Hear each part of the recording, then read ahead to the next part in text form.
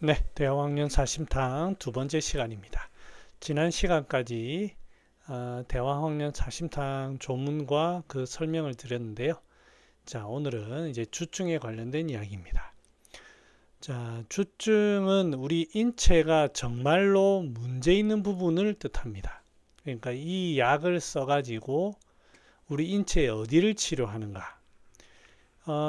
조문에는 심화비 안지류 심하비, 안지류 요 얘기만 있습니다만 대황과 황련이란 약 특징 자체가 신번, 신번을 치료합니다. 신번이 뭐야? 심장이 답답한 거야? 맞습니다. 그거 말 말고 우리 인체에서 열감을 느끼는 것. 표현이 좀 그런가요? 우리 인체에서 열이 드러나는 것. 열이 드러난단 말은 손으로 만져서 따뜻하다. 눈으로 보기에 붉다. 그 다음에 심장 부위에 관련된 거니까 두근거린다. 흥분된다. 이런 것들이 전부 심번에 해당합니다. 그래서 이 열이 나타나는 그 증상들, 그럴 때 쓸 수 있는 겁니다. 그래서 심번, 심화비 안지류. 사실은 심화비 안지류가 뭐라고 해야 되나요? 참 좀 그렇습니다. 이게 아니다라고 얘기하기도 그렇고 기다라고 하기도 그렇고 환자는 심화가 답답하다고 하지만 눌러서 부드럽다. 예, 이런 경우 흔히 있기는 있습니다만 그것이 전부 다 대화학년 사심탕을 얘기하지는 않습니다. 심번 이럴 때 쓸 수 있습니다. 이제 그 우리 일반적인 그 한의학적인 용어로는 심열 이렇게 좀 표현할 수 있고 혈망동, 혈 문제에 주로 많이 쓸 수 있습니다. 자, 대화학년 사심탕의 증상은 심하에 어떤 형태를 띈 것도 없고 복부에 두 줄기의 대나무 같은 것도 없다. 단지 심하에 하나의 물건이 있는 것 같아서 막힌 것 같은 느낌이 드는데 잠깐 손으로 문지르면 흩어져서 아무것도 없어진다. 라고 이제 동동 선생 가복진론 그 책에 나와 있는 내용입니다. 참고해 보시고요. 그래서 심화가 보기에는 평만해 있고 스스로 그득하다고 하는데 만져보면 저항 없이 부드러운 것. 그거를 이제 심화비 안주를 뜻하는 말입니다. 참고하시기 바랍니다. 자, 그래서 대왕황령 사심탕을 상중하초로 한번 본다면 상초 쪽에 보면 주로 상초의 증상이 많이 나타납니다. 상열, 불면, 면홍, 심계, 신번, 흉민, 두통, 육혈, 구창, 광증 이게 전부 다 대왕황령 사심탕의 주증입니다. 요 포인트가 이제 가장 중요한 포인트고요. 중초에서는 심화비, 무심화 비경 이런 얘기 있지만 요거는 참고만 하시고요. 하초에 하리가 있다라고 할 때 지난번에도 말씀드렸지만 황금이 좀 있을 때 더 하리 쪽에 가깝고 주로 대황과 황련을 쓰기 때문에 대변 비가 좀 더 좀 확률이 높지 않나 그런 생각을 합니다. 자, 그림으로 보시면 심장과 이 위라고 했지만 사실은 뭐 이런 간과 관련도 돼 있을 거라고 생각합니다. 이게 주 포인트죠. 심열에 쓴다. 그렇게 알아두시면 되겠습니다. 그래서 약을 쓰면 심열도 끄트리고 간으로 소통도 시키는 대변을 소통시키는 그런 약입니다. 자, 치료 사례를 가지고 보겠습니다. 자, 여자 29세에 1, 2년 전에 다이어트 이후에 구취가 심해졌다. 구취할 때 여러분 떠올려야 될 거는 위장의 열이다. 그런데 위장의 열만 있고 다른 데는 없는지 한번 살펴보는 거예요. 추위 더위 별로 상관없고 손발이 차다. 손발이 차다라는 거는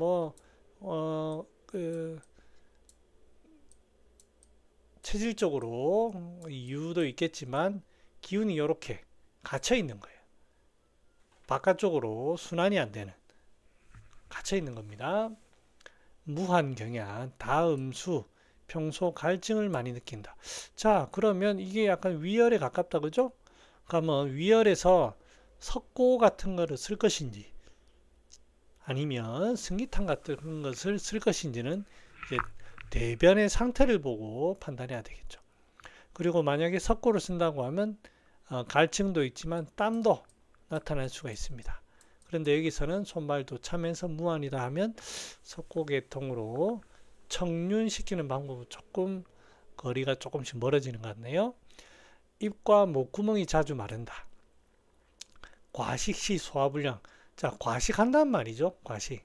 과식시 소화불량, 대변 2, 3일에 한 번. 변비경향. 아하, 이 사람은 과식도 잘하고 변비도 생기는 거 보니 대황을 좀 써야 되겠네. 대황을 가지고 좀 봐야 되겠네. 그 다음에 이제 여기에서는 대황 황련 사심탕의 케이스지만 황련을 쓰려고 하면 구치만 가지고는 쓸 수는 없습니다. 그래서 불면이라든지 뭐 이런 것들을 좀 더 살펴봐야 돼요. 매일 유산균 음료수를 마시는데도 매일 배변치 못하고 있다. 이거는 변비에 관련된 내용이고요.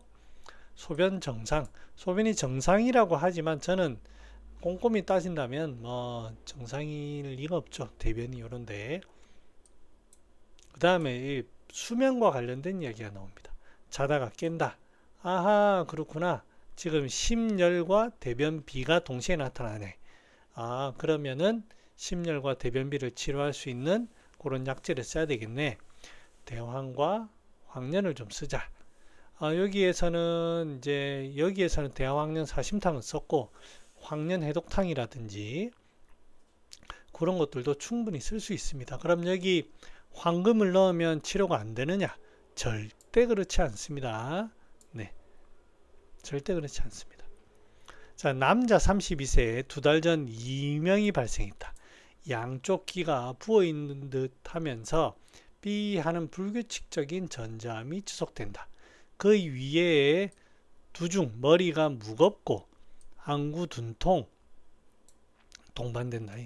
보통 이런 이제 머리가 무겁다, 안구 둔통, 안구 이런데 전부 다 이거 위장입니다. 위장. 위에 습담입니다. 일단은 위장의 어떤 포인트를 여기서 잡을 수가 있고 이명은 뭐 때문인지 봅시다. 음주 후에 면적 경량. 자, 이런 얘기를 하면 이걸 꼭 심열로 보기는 좀 그래요. 왜냐하면 그 원인이 술이라고 하는 경향이 들어갔기 때문에 이걸 꼭 심열이 있다, 위열이 있다 그렇게 얘기하긴 그렇습니다. 유추할 수 있는 하나의 조그만 근거는 되죠. 자, 대변 1, 2일에 1회 보는데 불규칙하고 잔변감은 없다. 자, 불규칙하다는 말이 변비입니다. 변비. 환자분은 잔변감 없고 뭐 한다지만 불규칙하다는 것도 변비에 하나 해당됩니다. 혹 가슴이 두근거리고 답답하다. 심열이 좀 의심이 된다. 그죠? 그 외에 음수량, 땀, 식욕, 소화, 수면 모두 정상이다. 자, 여기서 이제 우리가 치료할 거는 변비 경향, 그 다음에 두근거림, 심열. 자, 요런 거에서 보면은 사람이 만약에 양적인 사람이고 열이 많은 사람이라고 하면 대황과 황련을 사용할 수 있을 거고요. 그 다음에 그렇지 않다고 하면 두중과 안구 둔통을 가지고 대황 황련만 사용하기에는 근거가 부족합니다. 음주 후에 면적으로 이걸 가지고 심열이라고 본다고 하기에도 너무 근거가 좀 부족하고, 그래서 조금 더 고민을 해봐야 되는 처방 아닌가. 여기에서는 이제 소개가 되어 있기 때문에 이렇게 했지만 실제 우리가 환자를 본다고 하면 대화학련 사심탕을 선뜻 쓰기에는 조금 무리가 있습니다. 그래서 이런 것들은 반하의 포인트도 되거든요. 두중, 안구 둔통, 반하, 남성 이런 포인트도 되기 때문에 조금 더 고민을 해봐야 되는 문제인 것 같습니다. 자, 그 다음에 한 남자가 신혼 수개월 후부터 어지럼증이 생겼다. 격일로 코피가 나고 어지러우면서 코피가 나고 해수 조혈을 발하였고 그 맥이 현삭했다. 뭐 열이 있다 그죠? 해수 조혈하는 거 보면 뭐 음허열 뭐 그런 건가? 아무튼 열이 있다 그죠? 열. 그렇게 하면서 효능증이 나타나면 열로 인해서 열담, 조담 이런 게 뜨면서 아마 어지러움증이 나타날 수가 있을 것 같습니다. 이제 가족들은 모두 성관계를 많이 해서 생기는 신노라고 하였는데 내가 진찰하고 이르길 그 복기가 견실한 것으로 보아서 결코 신노가 아니라고 했다. 복기가 견실한, 배를 누르니까 딱딱하다는 말이죠. 뭐 막혔다. 복부에서 뭐 막혔다. 그래서 열이 위로 자꾸 치받아 오른다. 이렇게 이제 본 거죠. 그 병인을 문진을 해보니 평소에 음주를 남달리 좋아했는데 근래 장인의 제지로 술을 끊었는데 매우 화가 났다는 것이다. 장인이 술 끊었다고 화가 나면 참 그 사유는 좀 별로다 그죠? 몰래 좀 먹을 수 있는 거고. 이제 이런 걸 보면 상당히 평소에 수별이 있고 그 다음에 이 울화가 잘 올라오는 그런 케이스입니다. 그러다 보니까 그런 어떤 흥분을 먼저 좀 진정시켜줘야 되지 않나 그래 생각을 하고 흥분을 진정시키는 대왕황련사심탕 또는 황련해독탕 이런 것들을 쓰면 좋아지지 않겠나 그런 생각을 합니다. 이런 것들은 좀 좋은 공부거리가 되겠네요. 자, 4번 20세 가량의 남자가 진이 이제 발진이 수렴된 후에 발진이 이제 대충 다 나았나 봐요. 그리고는 눅혈이 코피가 터지기 시작했는데 4, 5일이나 계속되고 심하 비민하고 신열이 불태하여 대왕황련사심탕을 투여하였다. 설사를 몇 번 하고 눅혈이 멎은 다음 두 눈이 미동하여 황혼시가 되면 장목처럼 보이지 않았다. 그래서 전방을 14에서 15일 계속 복용하고 모든 증상이 완치되었다. 자, 이럴 때 이런 일을 겪으면 상당히 놀랍니다. 놀랄 수밖에 없죠. 약을 잘못 썼나 싶어서. 자, 분석해 봅시다. 피부병이 수그러들었어요. 이게 완전히 나은 것도 있고 잠복한 것일 수도 있고 그리고는 코피가 터지기 시작합니다. 혈이 지금 동하기 시작합니다. 자, 그 다음에 심화 비민도 있고 해서 코피가 터지는데 그리고 신열 이거 안에 열이 갇혀 있다. 요래 생각을 하고는 대왕황련사심탕을 처방을 했습니다. 여기에서 실수가 뭐냐면 투진이 생겼다. 이거 전부 습담입니다. 습담. 담입니다. 습담. 이게 안으로 울체되어 있는 거예요. 담이 있으면서 심화비가 있다고 하면 심화에 담이 있는 거예요. 그러면 열로만 이 치료를 하면 잘 안 낫습니다. 그래서 열을 진정시키니까 피는 멎는데 안에 습담으로 인해 가지고 딱 갇히는 거예요. 그래서 두 눈이 잘 안 보이고 하는 일시적으로 기운이 유통이 안 되는 겁니다. 그런데 그래서 이제 만약에 했다면 바나나 이런 거와 함께 황련이라든지 뭐 이런 걸 좀 썼어야 되는데 그게 아니었던 거죠. 그래도 자꾸 소통시키고 뚫어주고 소통시키다 보니까 그래도 기운이 잘 소통되어서 병이 다 나았다라고 볼 수 있습니다.